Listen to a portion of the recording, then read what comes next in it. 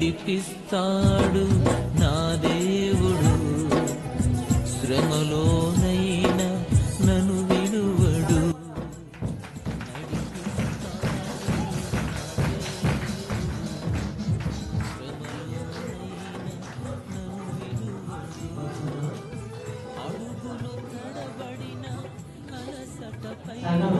మీ అందరికి happy Christmas, merry Christmas.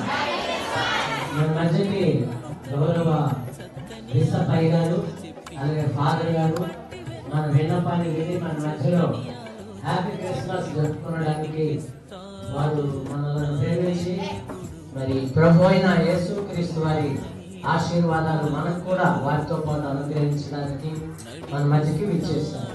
వారిని గౌరవించుకున్నాం. చెప్పండి కూడా.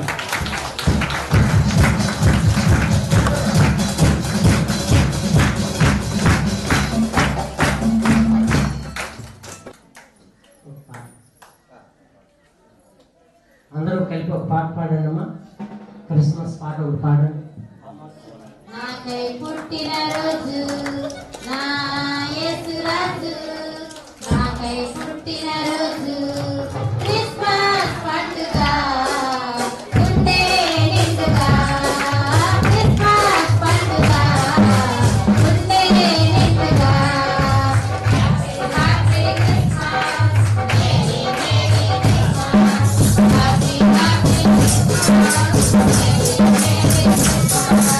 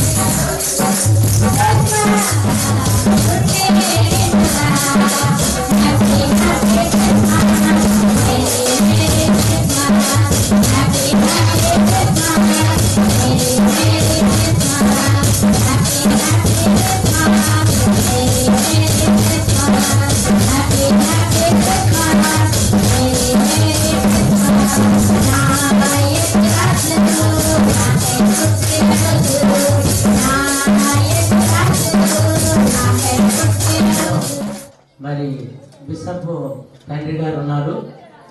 ఈ క్రిస్మస్ సందర్భంగా మనకి యేసుక్రీస్తు వారి యొక్క జననపు సందేశాన్ని వారు మనకు అందిస్తారు. శ్రద్ధగా విందాం, నిశ్శబ్దంగా ఉందాం, మాటలు దేవుని మాటలు విందాం. లూకా శుభవార్త 2వ అధ్యాయము 1వ వచనం నుంచి 20వ వచనం వరకు. లూకా శుభవార్త 2వ అధ్యాయం 1వ వచనం నుంచి 20వ వచనం వరకు. ఆ దినములలో స్వర్గలోకమునకు ప్రజాసంఖ్య వ్రాయవలనని కైసరు అగస్టస్ వలన ఆజ్ఞ ఆయను. ఇది కురేనియు సిరియా దేశమునకు అధిపతి ఉన్నప్పుడు జరిగిన మొదటి ప్రజా సంఖ్య. అందరూ ఆ సంఖ్యలో రాయబడితకు తమ తమ పట్టణములకు వెళ్ళిరి. యోసేపు దావీదు వంశములోను గోత్రములోను పుట్టినవాడు గనుక తనకు భార్యగా ప్రదానము చేయబడి గర్భవతి అయి ఉండిన మరియతో కూడా ఆ సంఖ్యలో రాయబడిటకు గలిలయలోని నజరేతు నుండి యూదయలోని బెత్లెహేమ్ అనబడిన దావీదు ఊరికి వెళ్ళాను. వారెక్కడ ఉన్నప్పుడు ఆమె ప్రసవ దినములు నిండేను గనుక తన తొలిచూలు కుమారుని కని పొత్తిగుడ్డల్లో చుట్టి సత్రములో వారికి స్థలము లేనందున ఆయనను పశువుల తొట్టెలో పరుండబెట్టాను. ఆ దేశములో కొందరు గొర్రెల కాపరులు పొలములో ఉండి రాత్రి వేళ తమ మందను కాల్చుకొని చుండగా ప్రభువు దూత వారి యొద్దకు వచ్చి నిలిచాను. ప్రభువు మహిమ వారి చుట్టూ ప్రకాశించినందున వారు మిక్కిలి భయపడిరి. అయితే ఆ దూత భయపడకుడి, ఇదిగో ప్రజలందరికీ కలుగబోవు మహా సంతోషకరమైన సువర్తమానము నేను మీకు తెలియజేయుచున్నాను. దావీదు పట్టణమందు నేడు రక్షకుడు మీ కొరకు పుట్టి ఉన్నాడు. ఈయన ప్రభువైన క్రీస్తు. దానికిదే మీ కనవాలు ఒక శిశువు పొత్తిగుడ్డలతో చుట్టబడి యొక్క తొట్టెలో పండుకొని ఉండుట మీరు చూచెదరని వారితో చెప్పాను. వెంటనే పరలోక సైన్య సమూహము ఆ దూతతో కూడా నుండి సర్వోన్నతమైన స్థలములలో దేవునికి మహిమయు ఆయనకి ఇష్టమైన మనుషులకు భూమి మీద సమాధానమును కలుగునుగాక అని దేవుని స్తోత్రము చేయుచుండెను. ఆ దూతలు తమ యొద్ద నుండి పరలోకమునికి వెళ్ళిన తరువాత ఆ గొర్రెల కాపరులు జరిగిన ఈ కార్యమును ప్రభువు మనకు తెలియజేయించి ఉన్నాడు. మనము బెత్లెహేము వరకు వెళ్ళి చూద్దాము రండని ఒకరితో నొకడు చెప్పుకొని త్వరగా వెళ్ళి మరియను యోసేపును తొట్టెలో పండుకొని ఉన్న శిశువును చూచిరి. వారు చూచి ఈ శిశువుని గూర్చి తమతో చెప్పబడిన మాటలు ప్రచురము చేసిరి. గొర్రెల కాపరులు తమతో చెప్పిన సంగతులను గూర్చి విన్న వారందరూ మిక్కిలి ఆశ్చర్యపడిరి. అయితే మరియ ఆ మాటలన్నీ తన హృదయములో తలపోసుకొనుచు భద్రము చేసుకొనెను.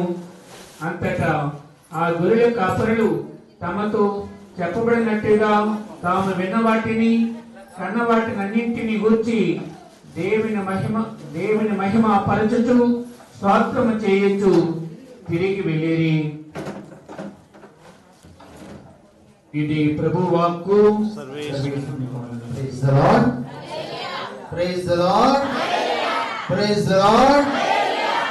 ఈరోజు నాకు చాలా చాలా సంతోషంగా ఉంది. క్రిస్మస్ పండుగ మీతో కలిసి కొనియాడేటటువంటి భాగ్యం ఆ భగవంతుడు నాకు ఇచ్చినందుకు ఆ భగవంతునికి వేలాది స్తోత్రాలు తెలియజేస్తూ ఉన్నాను. గత సంవత్సరం వచ్చినప్పుడు కూడా నేను ఒక మాట చెప్పాను. ఏమిటంటే 8 సంవత్సరాలు నా అనుభవం అక్కడ లెప్రసీ సెంటర్లో బాంబేలో నా యొక్క జీవితాన్ని మార్చివేసింది. జీవితం యొక్క విలువ తెలియజేసినటువంటి వాళ్ళు ఎవరు అంటే ఆ యొక్క లెప్రసీ పేషెంట్సే. నా దగ్గర నాతో పాటు మేము కలిసి తినేవాళ్ళం, భోజనం చేసేవాళ్ళం, పని చేసేవాళ్ళం, నాట్లు వేసేవాళ్ళం, కోత కోసేవాళ్ళం, ట్రాక్టర్ దున్నేవాళ్ళం, అన్నీ కలిసి ప్రార్థన చేసేవాళ్ళం. ఇలాగా జీవితం అంటే కలిసి ఉండటం, జీవితం అంటే ఒకళ్ళతో కలిసి ఒకళ్ళు శాంతి సమాధానాలతో జీవించటం. ఎవరు ఎక్కువ కాదు, ఎవరు తక్కువ కాదు, అందరూ ఒకటే దేవుని దృష్టిలో అనేటటువంటి భావనతోని ఆ నాకు ప్రియమైనటువంటి పేషెంట్స్ నాకు నేర్పించినటువంటి పాఠాలు గుణపాఠాలు, వాటితో పాటే నా జీవితం కూడా చాలా చక్కగా ఎన్నో మలుపులు తిరిగింది. మరి ఈరోజు నాడు మరి ఒక్కసారి శ్రీకాకుళంలో లెప్రసీ సెంటర్ ఉందన్న సంగతి నాకు గత సంవత్సరం వరకు తెలియదు. తర్వాత మొన్న గత సంవత్సరం సిస్టర్స్, సెయింట్ జోసెఫ్ సిస్టర్స్ ఇక్కడికి వచ్చినప్పుడు మీతో పాటు కలిసి గత సంవత్సరం కూడా ఈ యొక్క పండుగ చేసుకున్నాం. మరి ఈ రోజు నాడు మనందరం కూడా క్రీస్తు జయంతి వేడుకలు కొనియాడుతూ ఉన్నాం. క్రీస్తు జయంతి అనగానే మనకి మొట్టమొదటిగా గుర్తుకొచ్చేది ఏమిటి అనంటే దేవుని యొక్క కానుక, దేవుని యొక్క ప్రేమ, అపారమైనటువంటి ప్రేమ, ఎనలేనటువంటి ప్రేమ, మనము కొలవలేనటువంటి ప్రేమ, అది మనకు అర్థము కానటువంటి ప్రేమ. ఒక మాటలో చెప్పాలంటే మనం ఎంత అర్థం చేసుకుందామని ప్రయత్నం చేసినా కానీ మనం పూర్తిగా దేవుని యొక్క ప్రేమని మనం అర్థం చేసుకోలేము. ఎందుకంటే అది ఒక రహస్యం, అది పరమ రహస్యం. యోహాను సువార్త 3:16 ఒకసారి చదువుకుందాం. దేవుడు లోకమును ఎంతగానో ప్రేమించెను, తన యొక్క కుమారుణ్ణి ఈ లోకానికి ఎవరైతే అతని మీద విశ్వాసం ఉంచుతారో వారు నశింపక నిత్య జీవంలో ప్రవేశించరు. చాలా గట్టిగా చప్పట్లు కొట్టండి అందరికీ. Very good, wonderful. దేవుడు తన యొక్క ఏకైక కుమారుణ్ణి, తాను ఎంతగానో ప్రేమించినటువంటి కుమారుణ్ణి. అంటే ఎవరు కూడా తన యొక్క కుమారుణ్ణి వేరే వాళ్ళ కోసం త్యాగం చెయ్యరు. మీరు చేస్తారా? మీరు చెయ్యరు. ఎందుకంటే ఎంతైనా చేయగలరు. డబ్బులు కావాలంటే డబ్బులు ఇవ్వగలరు, టైం కావాలంటే టైం ఇవ్వగలరు, లేకపోతే మాట కావాలంటే మాట సాయం చేయగలరు, ఇంకా బట్టలు కావాలంటే బట్టలు ఇవ్వగలరు, కావాలంటే ఇంకా ఏమన్నా భోజనాలు సదుపాయాలు చేయగలరు. కానీ మీ కొడుకుని మాకు ఇచ్చేయండి అని అంటే మీరు ఇవ్వగలరా? అసలు తల్లులు అసలుకే ఇవ్వలేరు. తండ్రులు ఏమైనా ఇస్తారేమో మనకు తెలియదు కానీ. అయితే ఇక్కడ తన ఎంతగానో ప్రేమించినటువంటి తన కొడుకు, కుమారుడు, అంటే ఇక్కడ యేసు ప్రభువు తన యొక్క కుమారుడు. మరి ఆ కుమారుడిలో ఎవరున్నారు? తండ్రి ఉన్నాడు, పరిశుద్ధ ఆత్మ కూడా ఉన్నాడు. ఇద్దరు ముగ్గురు కలిసి ఉంటారు. అయితే ఆ యొక్క కుమారుడిని ఈ లోకానికి పంపించడానికి తాను ఒక మనిషిగా ఈ లోకంలో జన్మించాలి అని అంటే అది చాలా అర్థం కానటువంటి పరమ రహస్యం. ఈ లోకానికి మనం చాలా కొంతమంది హిందూ మతంలో మనం చూస్తాము, ఏదో సడన్ గా వచ్చేసి వాళ్ళని చంపేసి వెళ్ళిపోతే ఆ యొక్క 10 అవతారాలు ఉన్నాయి. 10 అవతారాలు మనం చూస్తాం.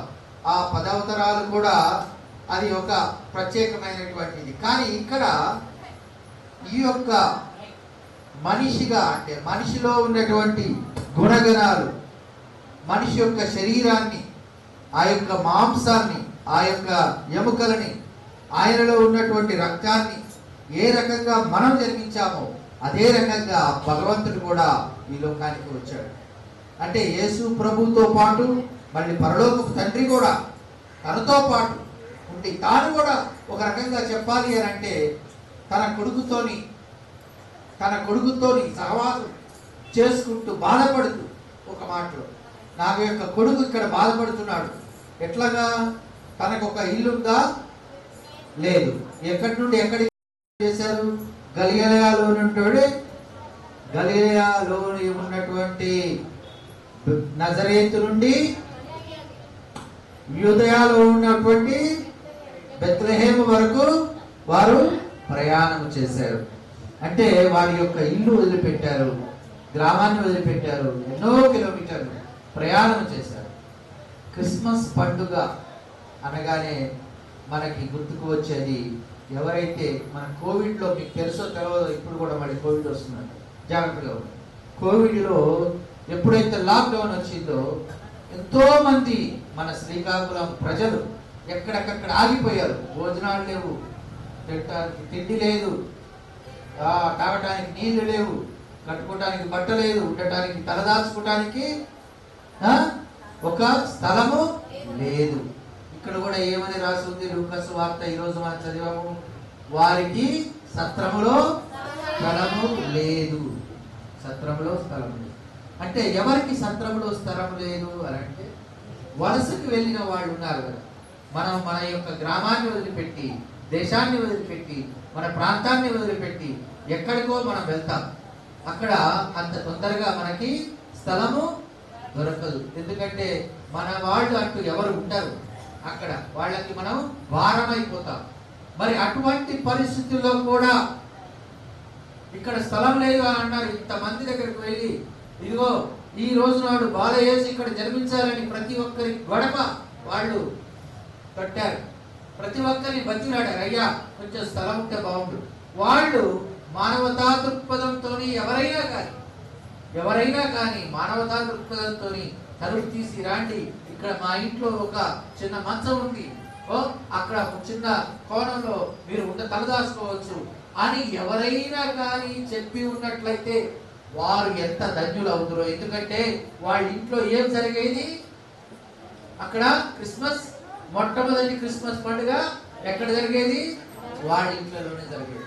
కానీ వాళ్ళందరూ ఏం చెప్పారు, ఎవరోలే, ఎందుకోలే, ఏంటోలే అనేటటువంటి భావంతో వారు యోసేపుని, మరియమ్మని, తర్వాత తల్లి ఆ యొక్క గర్భంలో ఉన్నటువంటి ఆ కొడుకుని కూడా వాళ్ళు చూడకుండా బయటికి పంపించేశారు. చివరికి వారికి ఆ అదృష్టం దొరకకుండా అయిపోయింది. అటువంటి పరిస్థితుల్లో కూడా నా కొడుకు ఇక్కడ స్థలం లేదు, వీళ్ళు నా యొక్క కొడుకుని నిరాకరించారు, నా యొక్క ప్రేమని తులనాడారు అనేటటువంటి పరిస్థితుల్లో కూడా దేవాది దేవుడు ఒక అడుగు కూడా వెనక్కు వెయ్యలేదు. వాళ్ళు తులనాడినా, వాళ్ళకి స్థలం లేదని చెప్పినా, వాళ్ళని గుర్తించకపోయినా, వారికి కొద్దిగా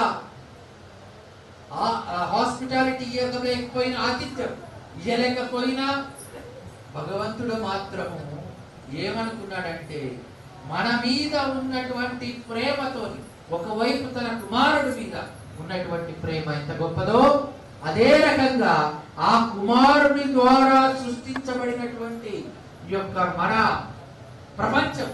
యోహాను సువార్త 1వ అధ్యాయం 4వ వచనం చదవండమ్మా. యోహాను సువార్త 1వ అధ్యాయం 4వ వచనం. ఆయనలో జీవమున్నది, ఆ జీవము మనుషులకు వెలుగై ఉండెను. వెలుగు చీకటిలో ప్రకాశించుచున్నది కానీ, వెలుగు చీకటిలో ప్రకాశించుచున్నది కానీ చీకటి దాన్ని గ్రహింపకుండెను. చీకటి దానిని దహింపకుండెను. ఈ రోజు నాడు మనం చూసేటటువంటి ఈ యొక్క క్రిస్మస్ పండుగ ఏమిటి అంటే, మనందరం కూడా ఈ యేసు ప్రభు పుట్టకపోయి ఉన్నట్లయితే, దేవుడు మనుష్యావతారం ఎత్తకపోయి ఉన్నట్లయితే, మనందరం కూడా ఇంకా చీకటిలోనే బతికేవాళ్ళం, పాపంలోనే బతికేవాళ్ళం, మనకు క్షమాపణ దొరికేది కాదు.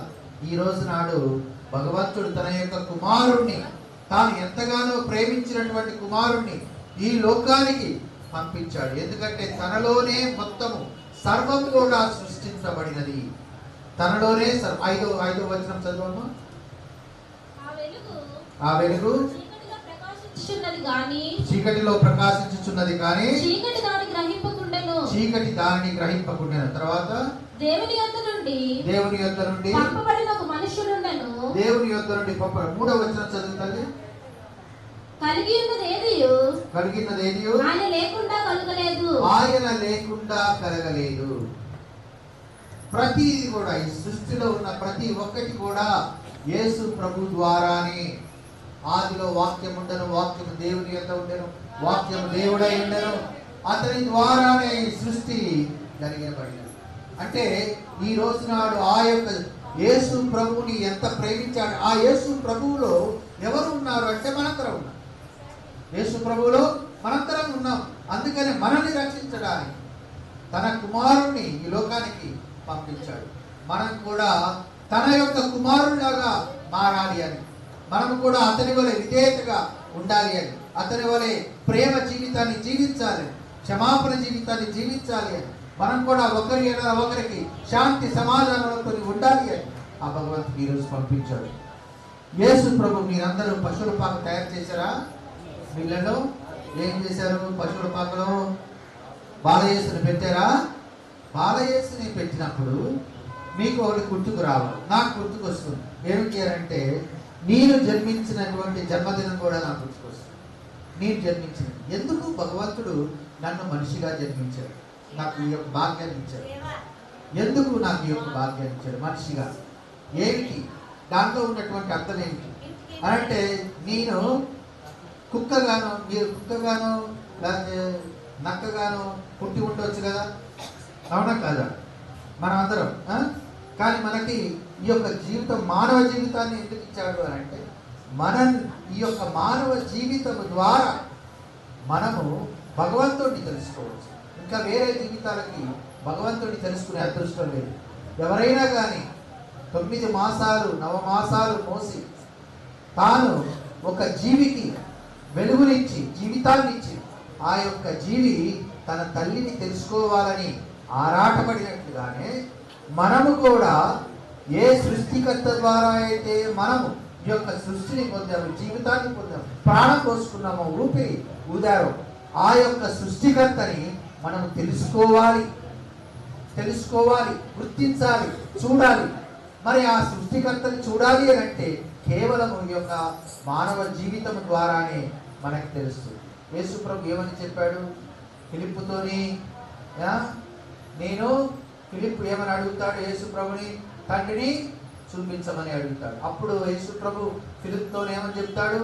ఇన్ని రోజులు నాతో ఉన్నావు, నన్ను చూసిన వాడు నా యొక్క తండ్రిని చూచినట్లే లెక్క అని చెప్తాడు. నేను తండ్రి దగ్గర నుండి వచ్చాను, నన్ను ఎవరైతే చూస్తారో వాళ్ళు తండ్రిని చూసినట్లే.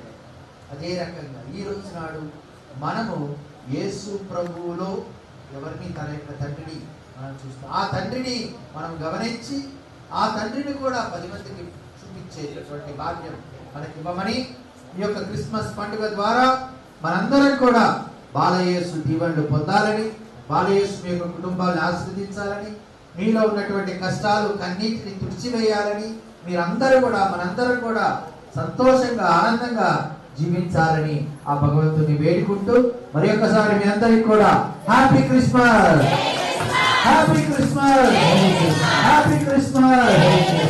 ఇంత మంచి సందేశాన్ని మరి బిషప్ తండ్రి గారి ద్వారా మనం విన్నందుకు మన కరుణా సమాజం నుండి ఆయన చోటి ఫాదర్లకు అందరూ కూడా వందనాలు చెల్లిస్తున్నాం. అలాగే అయ్యగారు ఫాదర్ అయ్యగారు కూడా చిన్న ప్రార్థన చేస్తే ముందుకు వెళ్దాం, కార్యక్రమాన్ని అక్కడ అవుతుంది. సర్వేశ్వరం మీ నామానికి వేలాది స్తుతులు స్తోత్రం ప్రభువా.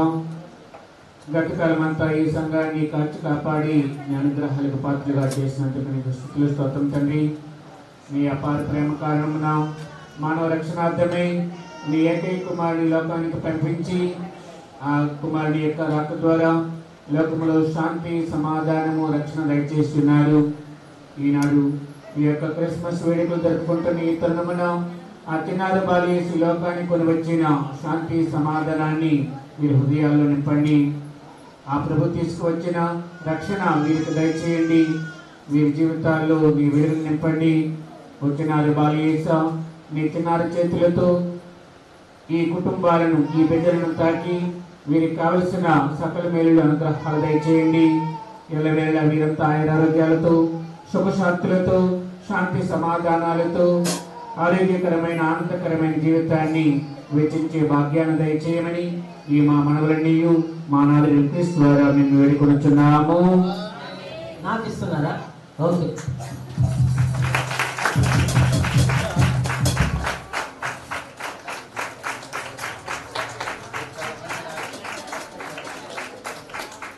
అలాగే ఆత్మీయంగా దేవుని వాక్యాన్ని కూడా అందివ్వడం జరుగుతుంది. సుమారు 40 సంవత్సరాలు బట్టి ఈ కుష్ఠరోగుని పరిచర్య చేస్తున్నాను. నన్ను గుర్తించి society of leprosy affected person రాష్ట్ర సంఘం ఉంది. ఆ సంఘంలో ఈ రాష్ట్రంలో 45 సంఘాలు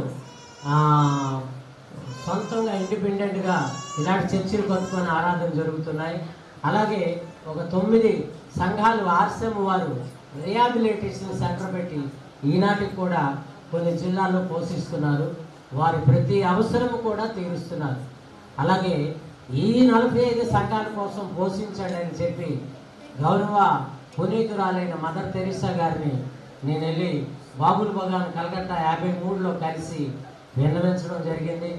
ఆమె 1988లో ఈ స్థలానికి వచ్చి వీళ్ళనందరినీ తాకి వీరందరినీ ప్రార్థన చేసి ఆశీర్వదించారు.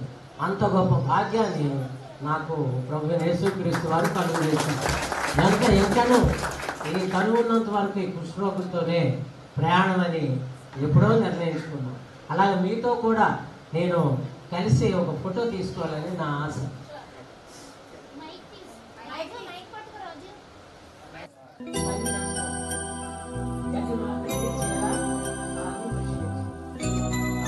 తీసుకున్నటువంటి కూర్చోండి, పిల్లలు కూడా కూర్చోండి. ఇది చాలా తిరుమలాలు కూడా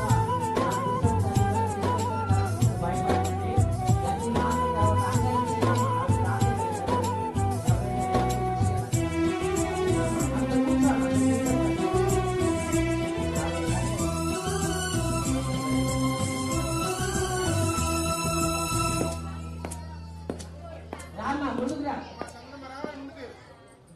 నడిపిస్తాడు నా దేవుడు, శ్రమలోనైనా నన్ను విడువడు.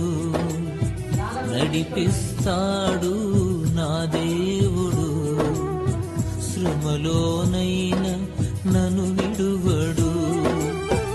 అడుగులు తడబడిన అలసట పైబడిన, అడుగులు తడబడిన అలసట పైబడిన, చేయి పట్టి వెన్ను తట్టి చక్కని ఆలోచన చెప్పి, చేయి పట్టి వెన్ను తట్టి చక్కని ఆలోచన చెప్పి నడిపిస్తాడు నా దేవుడు, శ్రమలోనైనా నన్ను విడువడు.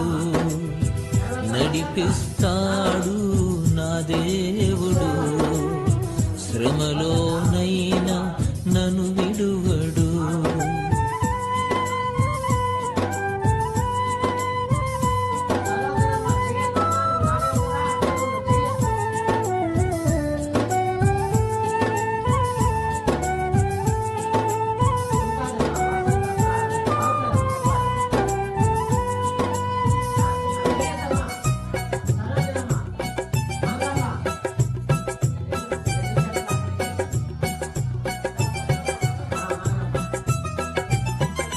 అంధకారమే దారి మూసిన, నిందలేనను కృంగదీసిన,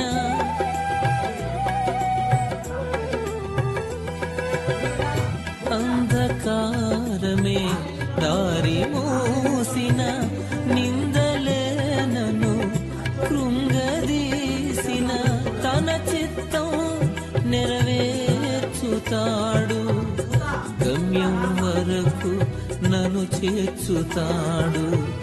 తన చిత్తం నెరవేర్చుతాడు, గమ్యం వరకు నన్ను చేర్చుతాడు. నడిపిస్తాడు నా దేవుడు, శ్రమలోనైనా నన్ను విడువడు. నడిపిస్తాడు నా దేవుడు, శ్రమలోనైనా నన్ను విడువడు.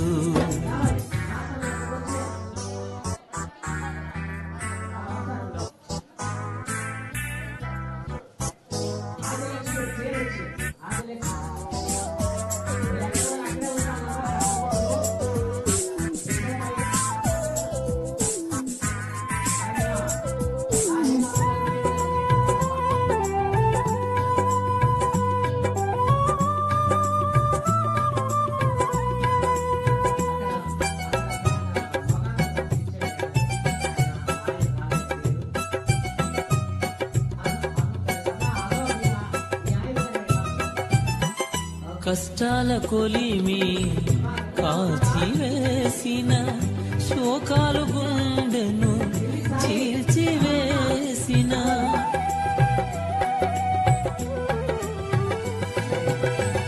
కష్టాల కొలిమి కాచివేసిన శోకాలు గుండెను చీల్చివేసిన తన చిత్తం నెరవేర్చుతాడు. గమ్యం వరకు నన్ను చేర్చుతాడు. తన చిత్తం నెరవేర్చుతాడు. గమ్యం వరకు నన్ను చేర్చుతాడు. నడిపిస్తాడు నా దేవుడు. శ్రమలోనైనా నన్ను విడువడు. నడిపిస్తాడు నా దేవుడు. శ్రమలోనైనా నన్ను విడువడు.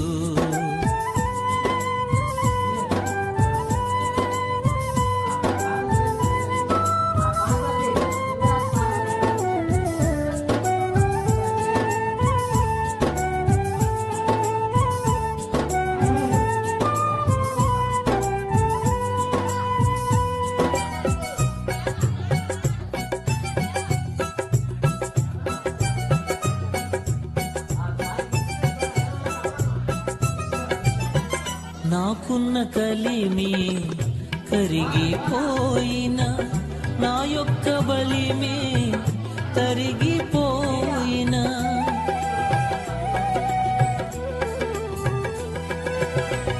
నాకున్న కలిమి కరిగిపోయిన, నా యొక్క బలి